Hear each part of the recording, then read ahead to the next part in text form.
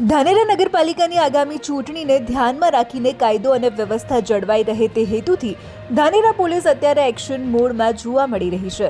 Dhanera police સ્ટેશનના PI Shri SD Chaudhary તેમજ PSI જે પંચોટિયાના અને પોલીસ ટીમે સમગ્ર શહેરમાં ધાક જમાવી છે। ખાસ કરીને ધાનેરાની મુખ્ય સીસીટીવી ચેકપોસ્ટ પાસે પીઆઈ પીએસઆઈ સહિત ટ્રાફિક પોલીસ અને પોલીસના જવાનો દ્વારા સઘન વાહન ચેકિંગ હાથ ધરવામાં આવ્યું છે।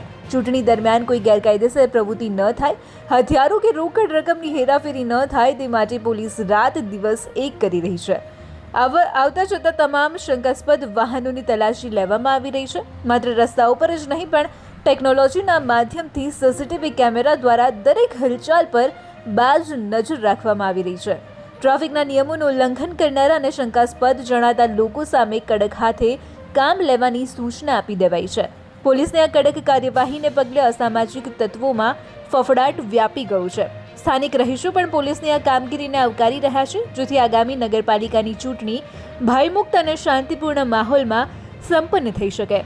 Suresh Galchar, DNR news, Dhanera.